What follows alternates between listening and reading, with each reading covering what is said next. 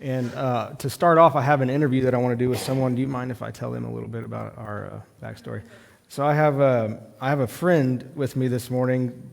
I call her a friend. She's also a coworker. We've had an interesting relationship over the past 2 years. I had the distinct privilege to baptize Taylor the last day of 2021. So I hope she's comfortable with this. I told her after I baptized her, I'd been praying for her for 2 years because we had some very intense conversations that sometimes would last well over an hour to 2 hours. I'm surprised that people didn't question, why we weren't working. But in my mind, I was working. That's part of my job, the way I look at it. But Taylor's here today because Taylor's a person that is courageously going to talk a little bit about some mental health stuff and how it relates to faith. So we've put some questions together that I'm going to ask, and she's going to answer and be as open as she feels like she needs to be. But one of the things that I remember telling Taylor, and I had full confidence in this, that despite how long it took for her to come to faith, a fullness of faith, I remember telling her at least once or twice that I think God's going to do something big in her life. And so I think today's one of those things. I prayed as we were finishing up, I was praying that God would use this to build bridges with people that feel ostracized from the gospel because of their mental health struggles. So as Taylor comes up here, I want you to give her a warm welcome, and I also want you to make it very congratulatory because of her braveness to talk about this, number one, and also the decision that she made to follow Jesus through baptism. So why don't you come up here, Taylor? Yes.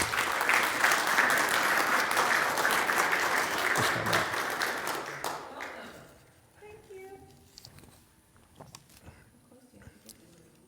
Well, he'll have to turn it. Is it on now? There you go. All right. Are you nervous? I'm feeling very anxious, fittingly. Yeah. Okay, well, given that that's how you feel, why don't you tell them a little bit about that? That's not one of the questions I know, but tell them what one of your struggles is. Just with my anxiety? Anxiety. Yeah, there you go. I have a lot of anxiety about just various things all the time. Okay, so the first question I wanted to ask you, and the one that you approved of, is how did your anxiety perceive, how did your anxiety affect how you perceive following Jesus? Well, I would feel very anxious about just not being worthy of following Jesus or having a close relationship with Jesus because of my mental health struggles, because I thought that people who follow Jesus are just so joyful, and that's what we're supposed to be. And if I'm having these struggles, what's wrong with me? Am I not doing something right? Am I not able to have that closeness with Jesus because I don't feel that just constant state of happy and like everything's great and like he's taking care of me and I have no worries. So some of that should sound familiar to you because last week one of the misconceptions that I talked about is if we don't feel joy all the time, something must be wrong with us or we must not be close to God. So Taylor helped me form these misconceptions because all of these are things that we've talked about and we're going to talk about more later today. So here's the biggest question. I think this is going to be like the one that you were the most uneasy with. Yeah. What kind of interactions with believers were a barrier to you coming to faith? And be as honest as you want to be. I think just the judgment, I guess, from the Christian community that I don't even know if it really existed on as large of a scale as I thought that it did when I wasn't close to Jesus. But when I was on the outside, it seemed like there was just a lot of judgment from the Christian community.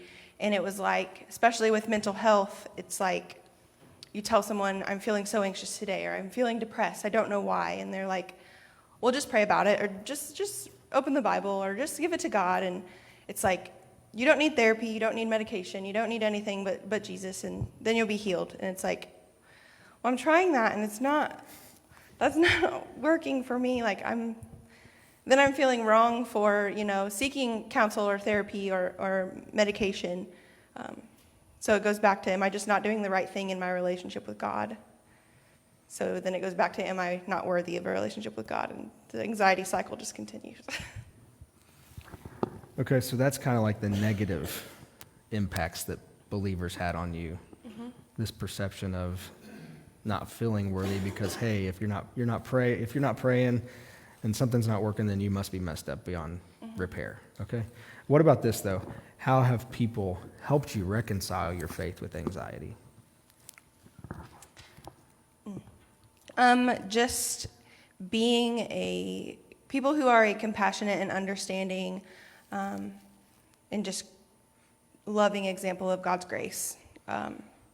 Just like Sean happens to be the pastor at this church, but I'm just going to use him as an example. He sat with me for 2 years for hours at a time, and I was at many points, very resistant to faith. And I would give him every reason that I was not going to believe in God or that I just couldn't get there. And he continued as often as I needed to sit with me and try to lead me to God. And he never, ever gave up on me. And if I was him, I'm going to be honest, I would have been like, she just doesn't get it. She's not going to get it. But he never did that. And that is like an example that I am just so thankful for. So just people that just show God's grace and God's love and his mercy, I guess, and just his persistence, that helps me a lot. So now that you've come to faith, how has that helped you cope with your anxiety? Or has it? Yeah, it has. So just getting comfortable with learning God's promises and just using those to get through any anxiety and depression that I might experience, and just being able to know that when I'm feeling anxious and sad, like I'm allowed to feel those things, but they're also not only mine to carry.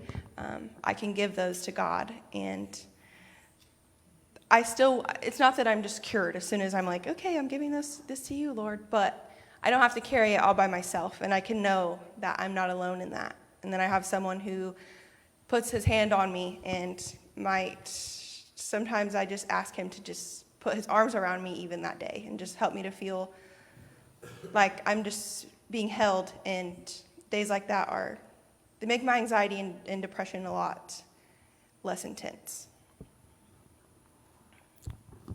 So this isn't on the paper and you didn't approve this, but I think it's okay. If you had to explain anxiety to someone that has no idea or has never experienced that, and I know anxiety is different for different people and felt in different ways, but kind of give us a picture of what the struggle with anxiety is like. Anxiety is just like this intense state of just worry. And sometimes you know why, and sometimes you don't.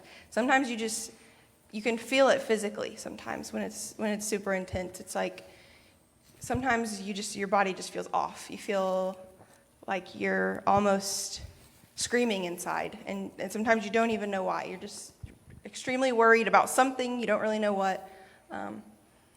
It's like a state of panic inside of your body, I guess.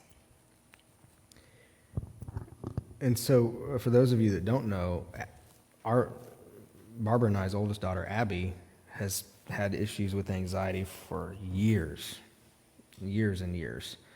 And the best way for me to explain it is that it almost becomes like crippling. It's so much worry that it cripples you. It impacts your daily life. It impacts the things that you would normally do. So if you could give someone that struggles with anxiety one piece of advice, what would that be? To learn to talk to God like you're talking to a friend.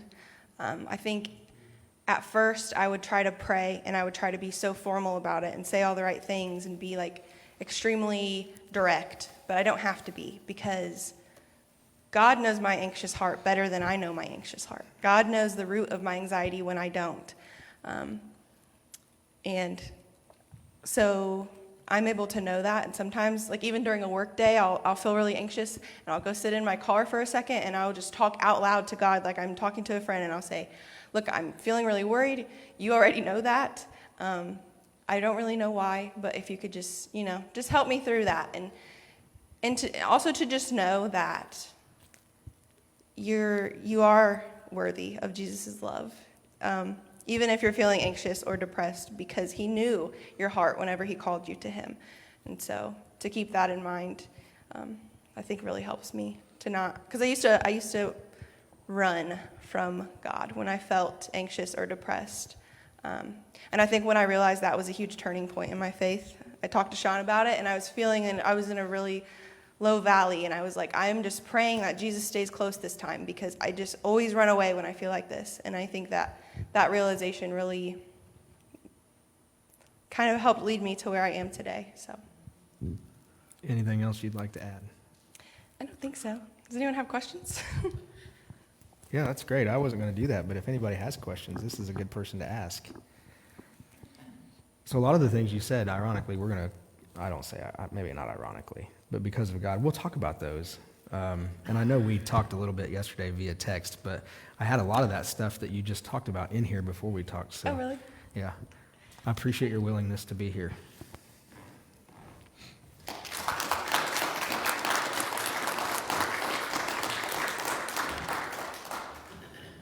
So, what do we do with that now?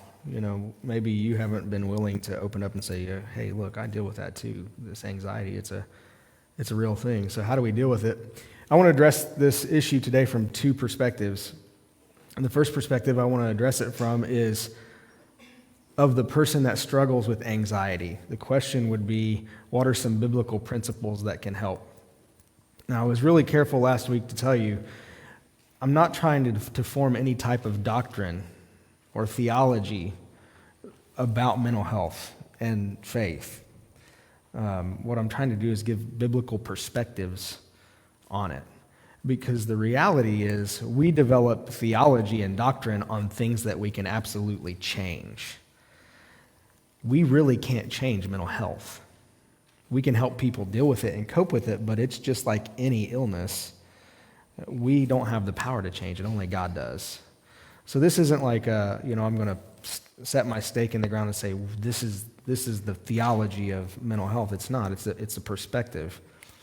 So we have that perspective of the person that struggles with anxiety. And then secondly, I want to look at it from a perspective of how we can help. If we're someone that doesn't struggle with anxiety, how can we help those that do? And what can we do?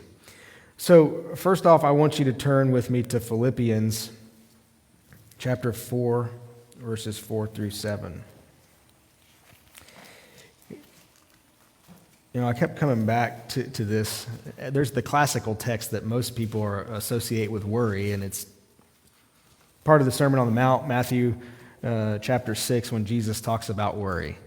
And I'm really not going to address that today. I want to look at it from the perspective that Paul gives us in Philippians, because I read this passage over and over and over, and I found some very interesting things. I'm just going to read you verses 4 through 7, and then I'm going to go back and hit verses 8 and 9. So this is the perspective that a person that deals with anxiety can take to help understand how faith, how being close to Jesus can help with anxiety. Paul wrote this. He said, "Rejoice in the Lord always. I will say it again, rejoice. Let your gentleness be evident to all. The Lord is near. Do not be anxious about anything, but in every situation, by prayer and petition with thanksgiving, present your requests to God, and the peace of God, which transcends all understanding, will guard your hearts and your minds in Christ Jesus." Now, the interesting thing to me, there's a couple things, but this is the first one that I picked up on in this passage, that you have two complete opposites that appear together in this passage. You have anxiety and peace. They're really opposed to one another. Because a person that struggles with anxiety essentially experiences little to no peace. And the key to the passage for me is pretty simple. It's proximity to God. That's the key. So the closer, if we take the text for what it says, the closer we are to God, the more peace we will experience. Now, this kind of flies, it sounds like it flies in the face of what we said last week. Last week, the misconception was, if I struggle with mental health, I must be far from God. And we debunked that. We said that's absolutely not true. So if we said that's not true, how can I make the statement, the closer we are to God, the more peace we will experience? Because they seem to be, opposite. They're not really opposite. Here's why. I was listening to a guy named Paul David Tripp. I fell in love with Paul Tripp when I read a book that he wrote called Dangerous Calling. And ever since then, I have watched his podcast, followed him on social media, checked him out on YouTube. And I was listening to a talk that he did about understanding God and suffering, and Paul Tripp made this statement. He said, "We do not respond to the facts in life. We respond to how we interpret the facts of life." So he said, we are all really making assumptions. That's what we do. And we're not really responding to the facts, we're responding to how we interpret the facts. And sometimes with the way we interpret the facts are, I must be far from God because I have mental health issues. That's how we interpret it. But the reality is, I can make a statement, the closer we are to God, the more peace we will experience, because Paul is reminding the Philippians that regardless of how you're interpreting the facts, the truth is God is near. That's what he states from the very beginning. He says, the Lord is near. And sometimes we all need that reminder. Just like Paul felt the Philippians needed, we need to be reminded that he hasn't gone anywhere. Despite how we feel, he hasn't gone anywhere.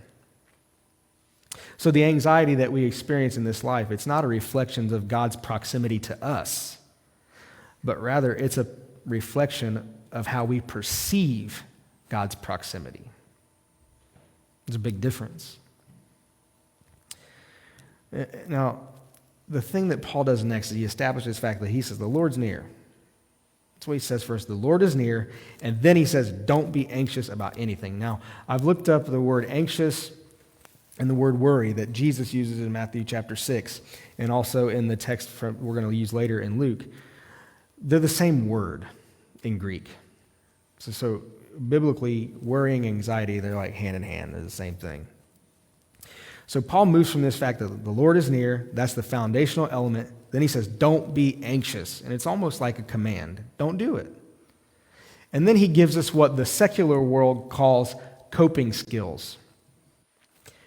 But there's a difference between what you can learn as coping skills in the secular world versus the coping skills that Paul lists here. Okay? And some of you are saying, what in the world are coping skills? This is lingo that you use in the psych world. I picked up on this rather quickly. And here's some illustrations of secular coping skills that work. They do work for people. Finger tapping. Just simple finger tapping. When you get anxious, it helps to focus your mind on one thing, finger tapping. Deep breathing is another coping skill you might hear of. One of my favorite shows when I was a kid was Family Matters. With Steve Urkel and Edward Winslow, I think was the uncle's name. And Urkel got on Ed Winslow's nerves.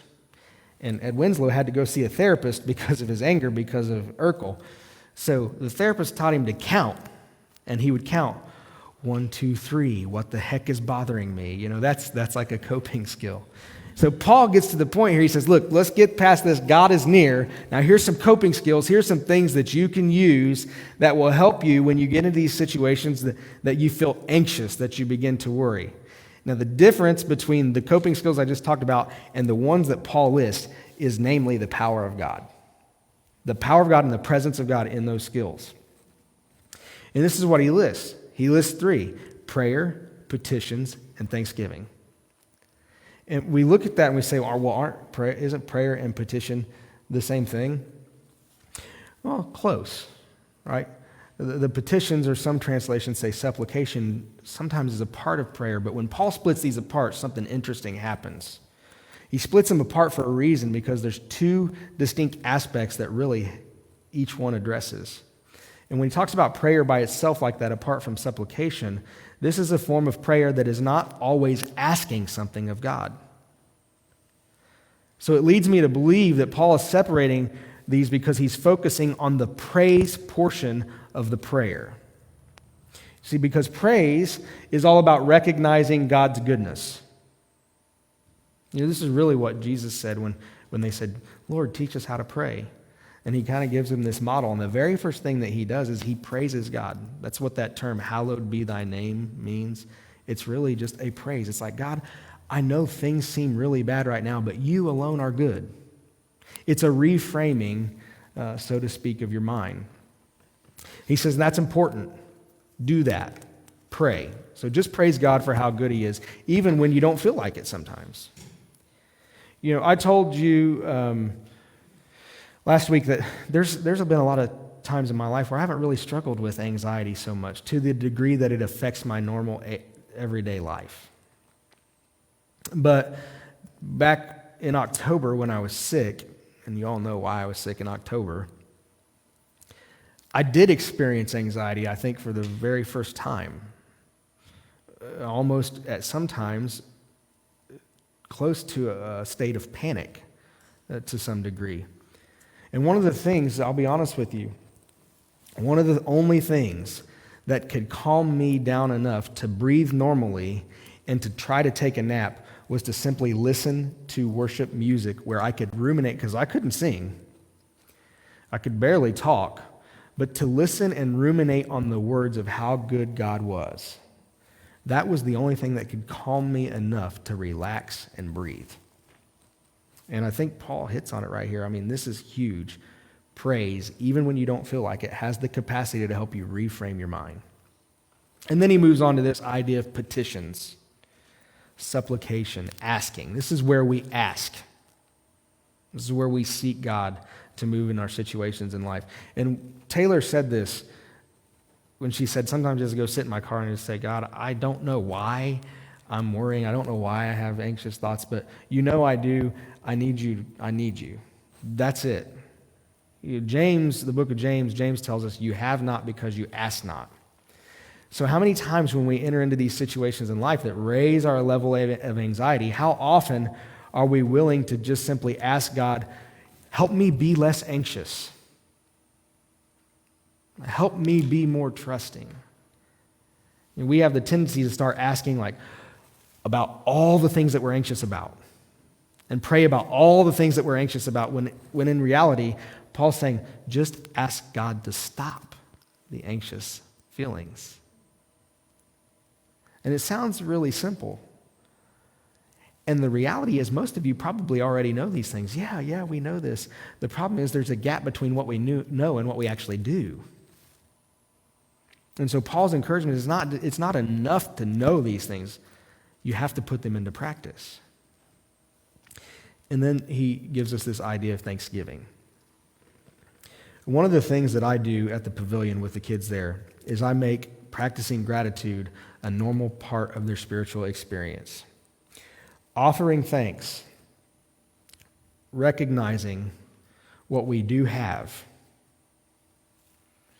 I can't explain it other than it's God moving and working in that. It naturally reduces anxiety over things that we don't have. When you can pause and make a list of all the things that you have to be grateful for. And I'm talking about the normal things, the things that we take for granted every day. Just make a list of those things. It's enough to interrupt the negative thinking going on and help you focus on positive things. So everything that Paul lists in this passage, you have to understand this. These are means to an end. Right? The prayer, the petitioning, the thanksgiving, those things are not the goal. Those are the vehicle that help us get to the goal. They're the spiritual practices that bring us into a better understanding of God's very presence in our lives.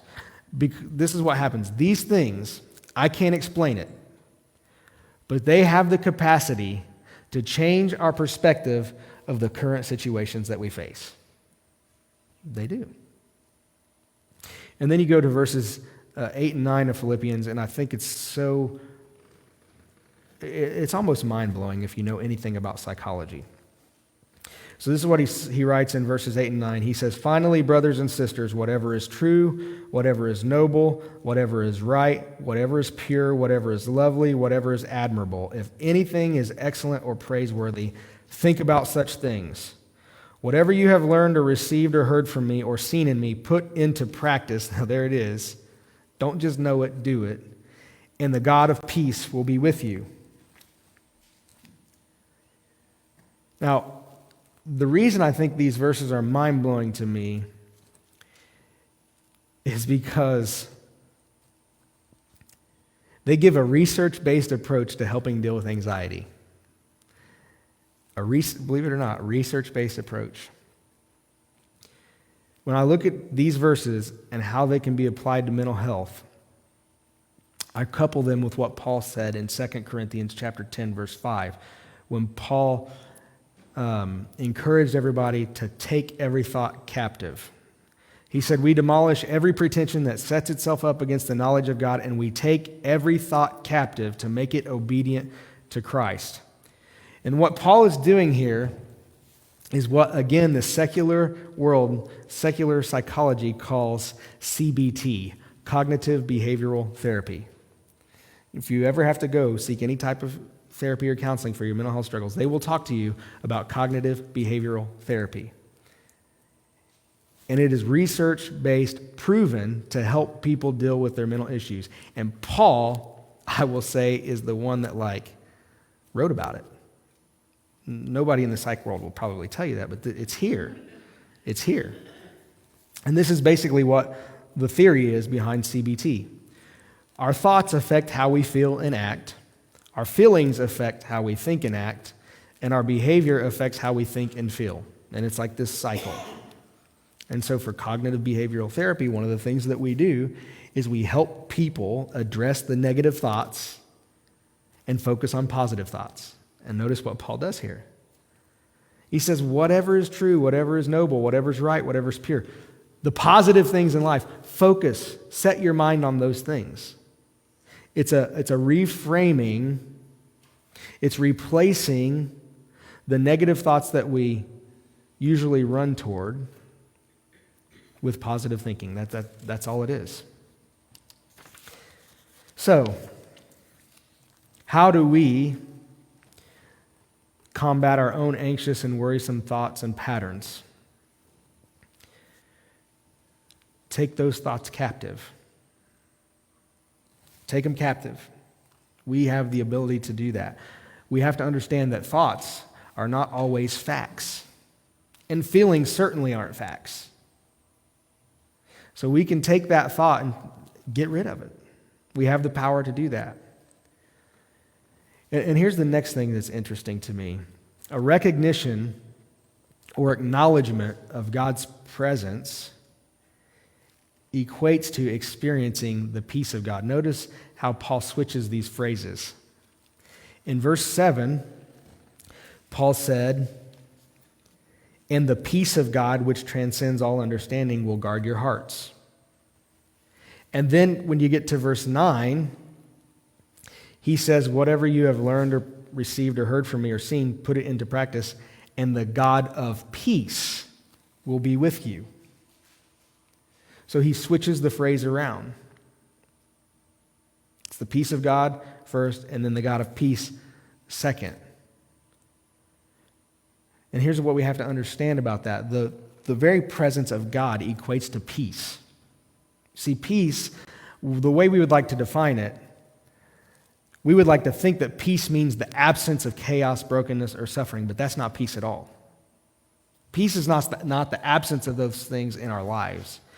Peace is first recognizing God's presence in the suffering, in the brokenness, in the anxiety, in the worry, and then realizing how He's moving and working even in that suffering and anxiousness and brokenness. I talked about Paul Tripp earlier. He was doing an interview with a mental health professional, and this guy made the statement, it's the miracle is not the fact that so little people, comparatively speaking to the broader population, a small percentage of those people deal with mental health. That's not the miracle. The miracle is that the rest of the people don't deal with it, given the world that we live in. Because there's a lot of opportunity for people to be anxious and worry every single day. And what he went on to say is that one of the things that we often do as Christian people, and this turns people away, people that struggle with mental health, this turns them away, is we paint this picture of life that looks like it's all rosy and perfect, and we're supposed to be happy, and if we're not happy, something's wrong. The reality is, the world we live in, the situation that God has chosen for us to experience is suffering and brokenness. That's the chosen path. Normal is experiencing brokenness and suffering. It is abnormal to be happy all the time. But oftentimes in Christianity, that's not the way we talk. We make happy normal when it's not. So hopefully there's some principles here, some perspectives here that help those of you that deal with anxiety at least put some tools in your toolbox and say, okay, I knew about prayer, I knew about Thanksgiving, but now I want to actually put those into practice. And I think if you do that, I'm confident if you do that, you will experience the peace of God, the presence of God in your life. So the next thing I want to do for just a few more minutes is I want to go to that second perspective and look at how we might be able to help people deal with their anxiety. What does that approach look like? So I want you to flip to Luke chapter 10. I'm going to give you the context here while you're flipping over there. I'm going to be in verses 38 through 42, and here's the context. Jesus and his disciples, and we did talk about this briefly last week. This is one of the texts that I quoted. I'm going to go more in detail today. So Jesus and his disciples, they're being hosted at a woman's house named Martha. Martha has a sister named Mary. They open their home to Jesus and his disciples. Martha and her sister are both present during this event. But Mary and Martha appear to prioritize things differently in life. You'll find when we read this in just a moment that Mary is pictured as sitting at the feet of Jesus, and Martha is described as being distracted, worried, the same word for anxious, by all the preparations that had to be done because of we'll call it a dinner. And Martha gets to this point where she thinks that Jesus doesn't care about her. He doesn't care because Martha has left her to do all the work, or Mary has left her to do all the work. But what we're going to find out is that this is a misconception of Martha. She doesn't understand what's going on fully. And Jesus addresses Martha about her anxiety in a very fascinating way. So Luke chapter 10, starting at verse 38. As Jesus and his disciples were on their way, he came to a village where a woman named Martha opened her home to him. She had a sister called Mary who sat at the Lord's feet listening to what he said, but Martha was distracted by all the preparations that had to be made. And some other translations say she was anxious. She came to him and asked, "Lord, don't you care that my sister has left me to do all the work by myself? Tell her to help me." And here's Jesus' response. He says, "Martha, Martha." The Lord answered, "You are worried and upset by many things, but few things are needed, or indeed only one. Mary has chosen what is better, and it will not be taken away from her." So I want to try to dissect this very carefully. The text points to the anxiety that people feel in everyday life. This is an everyday life setting. It points to the fact that people can become overwhelmed with what might seem normal to other people. Martha is overwhelmed. And it addresses how we can help those people that suffer from this type of anxiety to some degree. Because what we see in this text, there are two factors in this case that are affecting how anxious Martha is. There's two things going on with Martha's life. The first thing is there's some unclear expectations of Martha. And the second thing that's going on with Martha is she has an inability to understand what's most important. Okay? And Taylor kind of hit on this when she talked, and we'll unfold that. In Jesus' response, he does two things that I think are huge.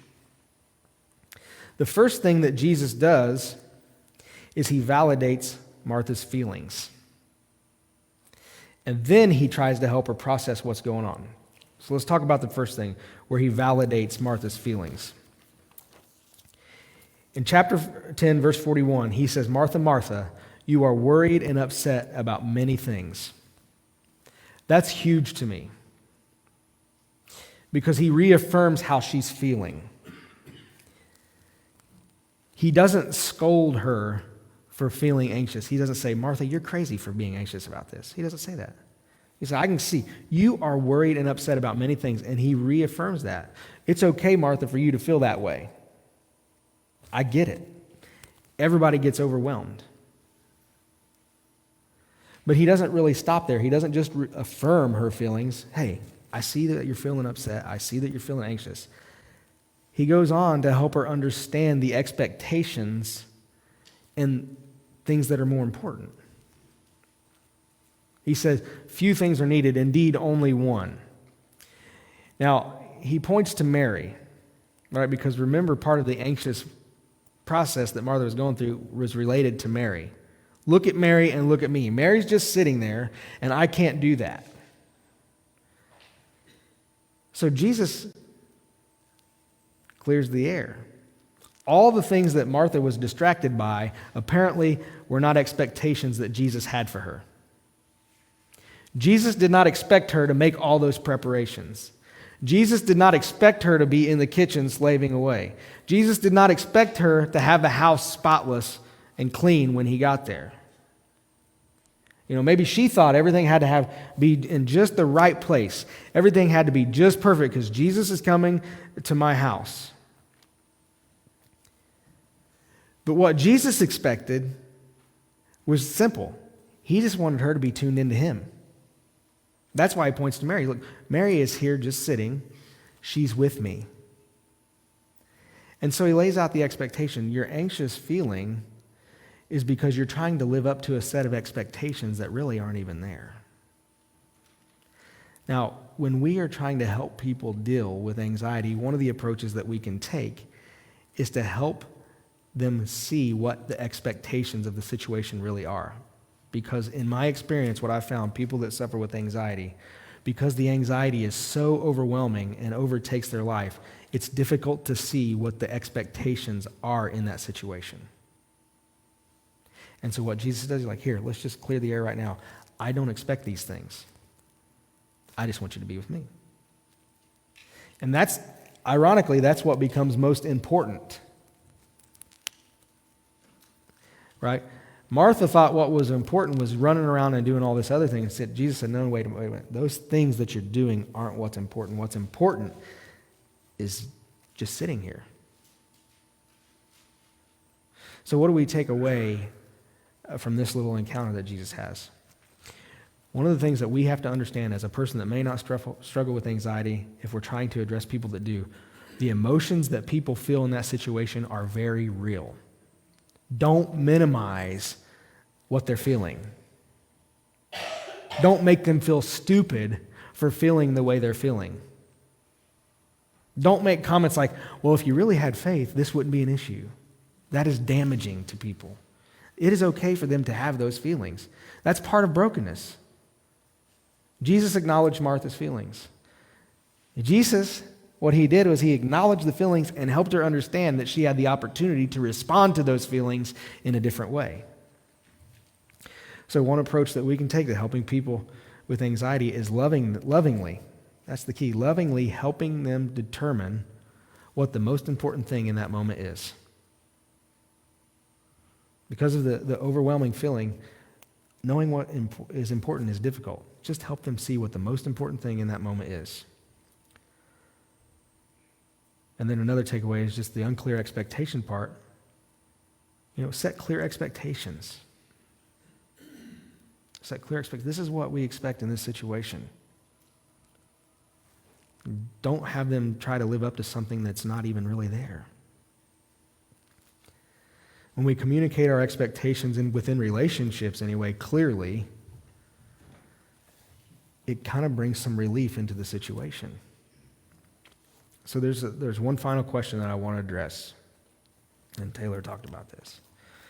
What if my anxiety and mental illness makes me feel that I'm not good enough for Jesus? What if that's the case?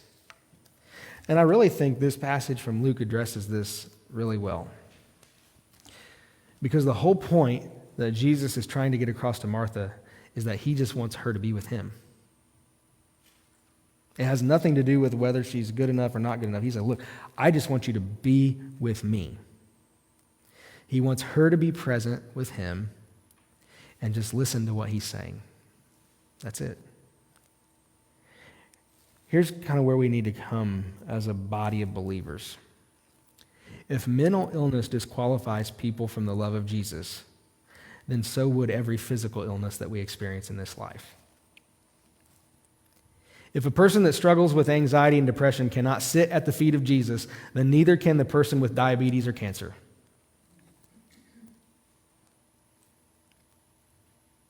It's for those reasons. It is for those very reasons that Jesus came to begin the healing process of all of creation.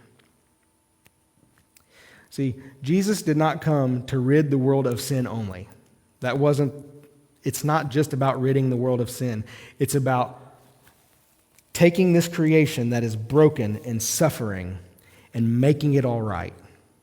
Sin is obviously the key ingredient to that, but we get this idea that Jesus is just coming to fix the spiritual problems of the world, and that's not true. Jesus has come to begin the process of fixing the physical, emotional, and spiritual problems of this world.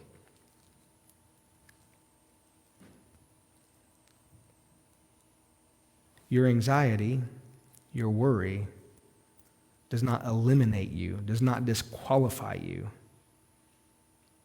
from sitting at the table with Jesus. In fact, what I find when I read the New Testament is that those are the exact kind of people that he sought out to sit at the table with. Let's pray.